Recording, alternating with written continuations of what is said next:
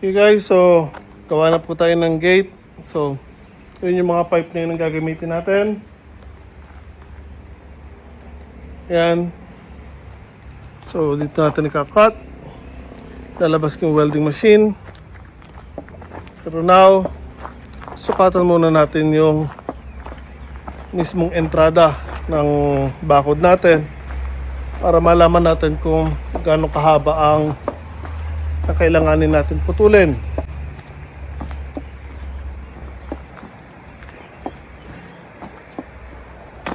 So again, ang init pa rin. Ganda ng panahon.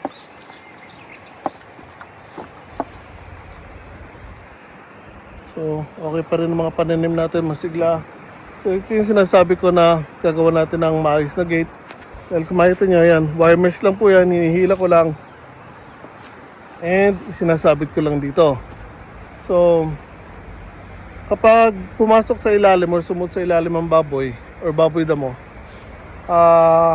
hindi po siya kayang pigilan yan dahil maluwag po yan, kasabit lang kasi. Kaya ngayon gagawin natin ng proper gate para at least hindi na tayo kabado na may makakapasok dito dahil makikita nyo ang gaganda na ng mga pananim natin, malalaki na, at kapag may nakapasok na baboy damo dyan ay masasayang po lahat ng pinaghirapan natin. Okay guys, so nakuha na natin yung kailangan natin sukat. Now, magkakat na tayo ng pipe, then i-weld na po natin siya.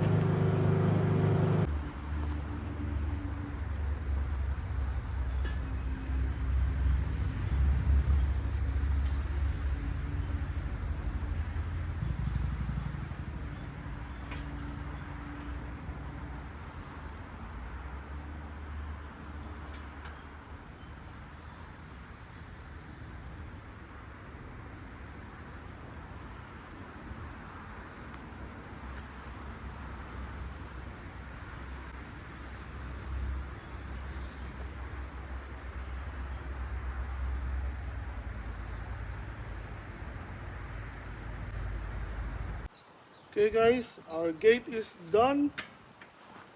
Ito na po.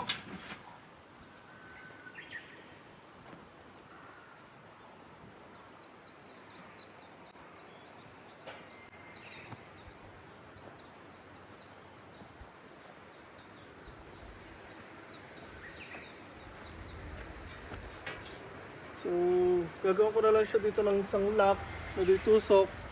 So, bukas sa trabaho gagawa ko nun. Then, ikakabit ko na lang pag dating ko dito sa hapon. Then, maglalagay ako ng isa dito parang hook. So, okay na to now. Kakabit ko lang tong wire mesh dito sa gate. Then, pansamantala itatalian natin ng wire para hindi mabuksan ng hayop. Then again, bukas lalagyan ko dito ng pantusok para may lock dito sa ibabaw. Meron din siyang lock sa ilalim.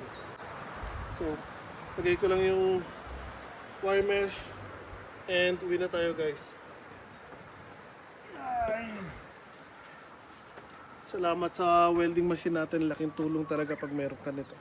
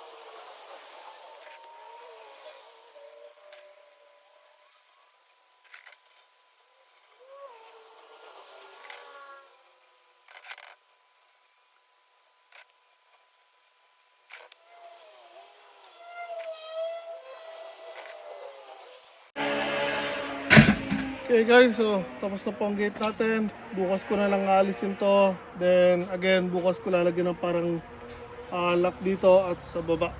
Dumidilim na po, lilikumin ko lang gamit ko. Uwi na ako guys.